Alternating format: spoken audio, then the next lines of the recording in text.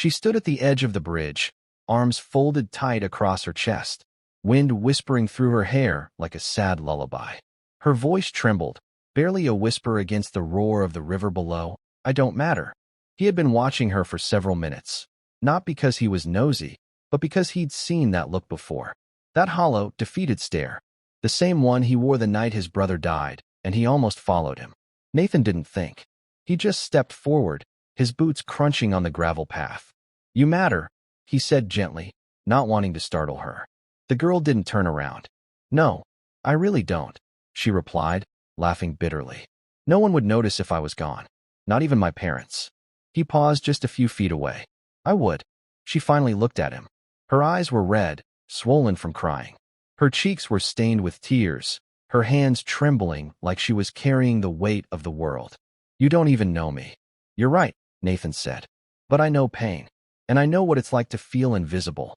For a long moment, neither of them said anything. The river below churned, uncaring. Life didn't stop for sadness. But Nathan stood his ground, refusing to let this stranger become just another story on the news. My name's Nathan, he said, holding out his hand. And if you give me a few minutes, I'd like to know you. You don't have to tell me everything. Just let me be here, with you. She stared at his hand like it was something foreign. Her voice cracked when she asked, why would you care? Because someone should have cared for me once, and they didn't. I don't want to be that person. Not again. Her lips quivered. She took his hand. That night, Nathan sat with her on a bench near the water until the sun came up. She told him her name was Lily, that she was 19, that she had left home 6 months ago because her stepfather told her she was nothing but a burden, that she had been couch hopping, jobless, hopeless, that she hadn't eaten in 2 days. Nathan didn't judge. He listened. And then he did something no one had done for Lily in years. He showed up. He took her to a small diner the next morning. She tried to refuse, ashamed of having nothing to offer back, but he insisted. He bought her breakfast and coffee. They laughed for the first time when she told him she used to dream of being a photographer, but lost her camera and, eventually, the dream. He offered her a room in the community shelter where he volunteered part-time. He said, you don't have to stay forever, just till you're back on your feet. Lily moved in that day. Over the next few weeks, Nathan checked in daily. He'd stop by with groceries, help her with resumes, and bring books from the library, some about photography, some just for fun. He believed in her even when she didn't. One day, she told him, I found a job. At a bookstore. He smiled wide. That's amazing, Lily. Her eyes filled with tears. I wouldn't be here if it wasn't for you. You're here because you chose to stay, he said softly.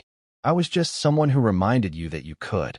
Months passed, and Lily began taking photos again with a second-hand camera Nathan helped her find. She even started a small blog showcasing portraits of the people at the shelter, telling their stories through her lens. One of her photos, an old man with a chessboard and a mischievous smile, went viral online. A local gallery reached out, offering her a chance to exhibit her work. The night of her first gallery showing, Lily stood in front of a crowd, holding a microphone with trembling hands. She wore a soft blue dress, her hair tucked behind her ears, her smile nervous but real. I used to believe I didn't matter, she began, eyes scanning the room until they found Nathan, standing in the back, pride gleaming in his eyes. But one person proved me wrong. She paused, swallowing the lump in her throat. He didn't rescue me with grand gestures. He showed up. He listened. He reminded me that sometimes the smallest acts of kindness can save a life. He made me believe again. Applause filled the room. Nathan wiped his eyes discreetly, not wanting to cry in public. But inside, he was overwhelmed. He had only wanted to help someone not feel alone. He never expected she would rise the way she did. Outside the gallery, under the night sky, Lily walked up to him and smiled. You proved I mattered, she said. He shook his head gently. No, Lily, you proved it to yourself. I just reminded you of what you forgot. They stood there for a moment, silence wrapping around them like a warm blanket. Then Lily looked at the stars and whispered, I want to be that person for someone else one day. Nathan nodded. And you will be. Because sometimes, all it takes is one person to say, I see you. One hand reached out in the dark. One voice saying, you're not alone. And that changes everything.